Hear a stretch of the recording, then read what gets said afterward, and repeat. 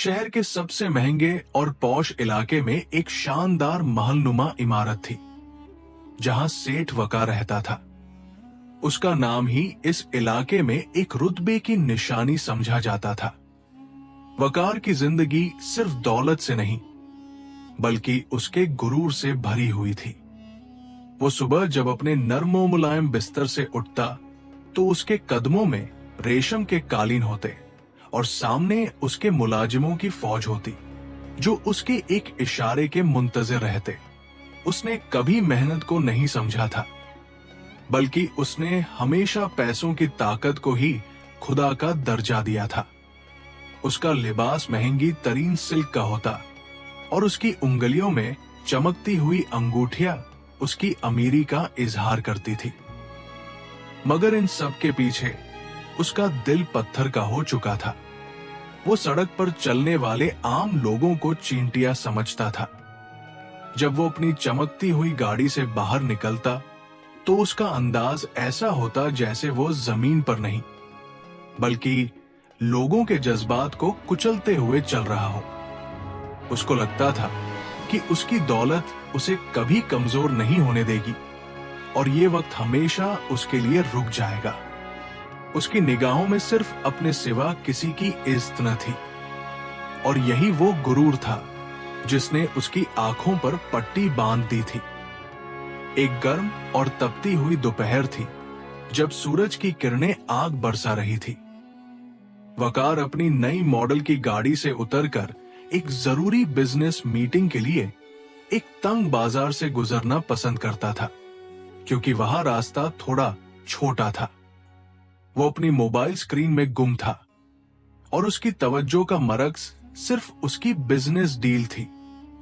वहां एक गरीब मजदूर रहीम, जो धूप में थककर चूर हो चुका था, सड़क के किनारे मिट्टी और कचरा साफ कर रहा था। रहीम का शरीर पसीने से भीगा हुआ था और उसके चेहरे पर मेहनत की थकान साफ दिख रही थी। वकार, जो अपनी दुनिया में मस्त था, बिना देखे तेजी से चला आ रहा था। तभी उसका पैर एक पत्थर से टकराया और वो अपना तवाजुन खो बैठा। अगले ही पल वो सीधा रहीम से जा टकराया। ये छोटी सी टक्कर वकार के लिए ऐसी थी जैसे उसकी शान में गुस्ताखी हो गई हो। उसने न तो ये देखा कि सामने वाला इंसान थका हुआ है, और नहीं ये महसूस किया कि गर्मी की वजह से हालत खराब है। बस उसके दिमाग में सिर्फ ये था कि उसकी महंगी जूती पर थोड़ी सी मिट्टी लग गई है। जैसे ही वकार का पैर मिट्टी पर पड़ा, उसकी आंखों में आग सी भर गई। उसने अपने कपड़ों को झटका और गुस्से में लाल पीला हो गया।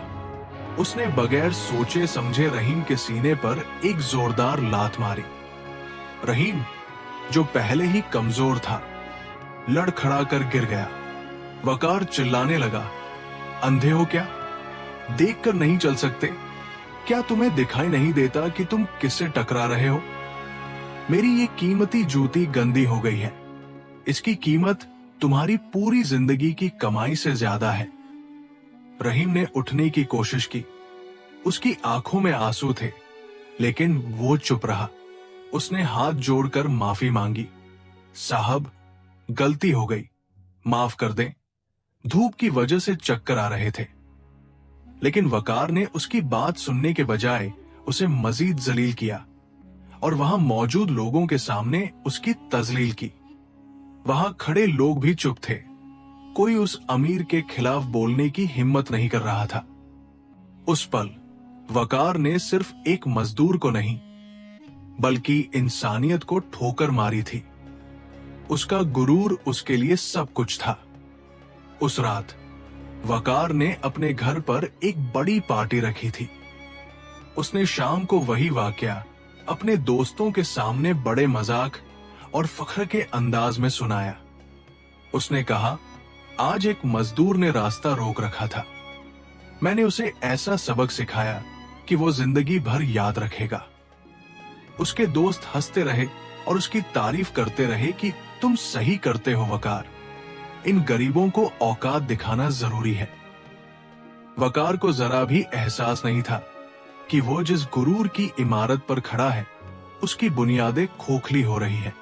उसकी महफिलों में दौलत की नुमाइश होती थी और वो समझता था कि लोग उसकी इज्जत करते हैं, लेकिन असल में वो लोग सिर्फ उसके पैसे के लिए वहां थे। उसने कभी सोचा भी नहीं कि इंसानियत का मजाक उड़ाना या किसी गरीब की दिलाजारी करना उसके लिए कितना महंगा पड़ सकता है। वो अपनी दुनिया का राजा बना बैठा था, जिसे ये खबर न थी कि किस्मत का पहिया किस तेजी से घूम रहा है। उसकी आंखों पर दौलत का पर्दा पड़ा हुआ था जो उसे हकीकत से दूर रखे हुए था। वक्त ने अपना रंग बदलना शुरू किया। कुछ ही महीनों में वकार के बिजनेस में अचानक गिरावट आने लगी। जिस कंपनी पर उसे नाज था वहां घोटाले और बदइंतजामी सामने आई। उसके पार्टनर ने उसे धोखा दिया और सारा पैसा लेकर भाग गया। बैंक ने उसके अकाउंट्स फ्रीज कर दिए। वकार ने संभलने की कोशिश की, लेकिन हर कोशिश नाकाम रही। उसका महलनुमा घर, उसकी गाड़ियां, सब कुछ बैंक ने कब्जे में ले लिया और ज़हनी तौर पर उसे मजबूर कर दिया। वो हर तरफ से गिर गया था। वो लोग जो कल तक उसके आगे पीछे घूमते थे अब उसे पहचानने से भी इनकार कर रहे थे। उसका गुरूर अब उसके लिए सबसे बड़ा दुश्मन बन गया था, क्योंकि वो किसी से मदद मांगने के काबिल भी नहीं रहा था। उसका कारोबार पूरी तरह तबाह हो गया और वो रास्ते पर आ गया। ये उसकी जिंदगी का वो मोड़ था जहां उसे समझ आया कि दौलत सिर्फ एक ख्वाब की तरह होती है जो किसी भी वक्त टूट सकता है। वो अकेला था, भूखा था और दर-बदर भटक रहा था। 2 साल का अरसा गुजर चुका था। वकार अब शहर की उन्हीं गलियों में भटक रहा था जहां कभी वो अपनी गाड़ी से गुजरकर लोगों को जलील करता था। उसके कपड़े पुराने हो चुके थे, चेहरे पर धूल और बालों में सफेदी आ गई थी। भूख ने उसे इस कदर कमजोर कर दिया था कि उससे चला भी मुश्किल से जाता था। जब वो किसी रेस्टोरेंट के बाहर खड़ा होता तो उसे वही लोग याद आते जिन्हें वो कभी कचरा समझता था। अब उसे समझ आया कि जब इंसान के पास कुछ न हो तो दुनिया कितनी बेरहम होती है। लोग उससे दूर भागते थे जैसे वो कोई बीमारी हो। रात को वो फुटपाथ पर सोता, ठंड में ठिठुरता और खुदा से शिकायत करता कि ये उसके साथ क्या हुआ। लेकिन उसे अपनी पुरानी गलतियों का एहसास होने लगा था। उसने महसूस किया कि जब वो अमीर था तो उसने कितने लोगों के दिल दुखाए थे। ये गुर्बत उसके लिए एक सजा थी, मगर शायद ये सजा उसे असली इंसान बनाने के लिए थी। दूसरी तरफ रहीम की दास्तान बिल्कुल मुख्तलिफ थी।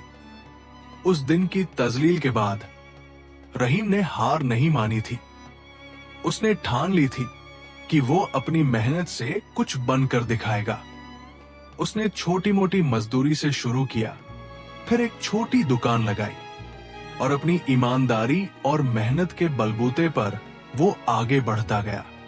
लोग कहते हैं कि मेहनत रंग लाती है और रहीम की मेहनत ने रंग दिखाया। कुछ ही सालों में वो एक बड़ी कंस्ट्रक्शन कंपनी का मालिक बन चुका था। उसके पास पैसा था, इज्जत थी और सबसे बड़ी बात, उसके दिल में इंसानियत का दर्द था। उसने कभी अपने पास्ट को नहीं भुलाया था।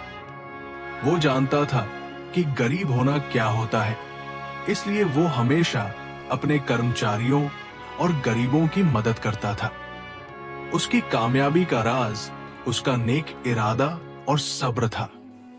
वो अब शहर के सबसे बड़े बिजनेसमैन में शामिल हो चुका था, मगर उसका लहजा अब भी वही पुराना, नर्म और आजिज था।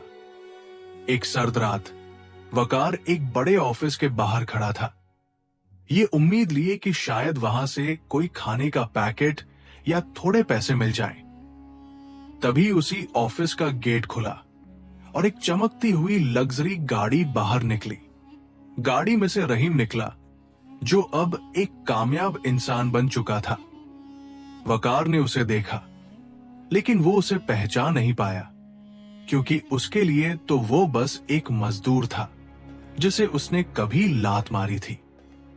लेकिन रहीम ने वकार को फौरन पहचान लिया। वो वही आंखें थी, वही चेहरा था जो कभी उसके लिए नफरत से भरा था। आज वही चेहरा भूख और मजबूरी की तस्वीर बना हुआ था। रहीम का दिल भर आया। उसे वो पुराना वाकया याद आ गया, लेकिन उसके दिल में बदले की कोई भावना नहीं थी। वो जानता था कि ये वक्त की मार है और वक्त इंसान को कहां से कहां पहुंचा देता है। रहीम ने अपने ड्राइवर को इशारा किया और खुद वकार के पास चला गया। वकार ने सर झुका लिया, डरते हुए कि शायद ये इंसान उसे वहां से भगा देगा। रहीम ने अपनी गाड़ी से खाने का एक पैकेट निकाला और कुछ रकम निकालकर उसके कांपते हुए हाथों में दी। वकार ने हैरत से ऊपर देखा।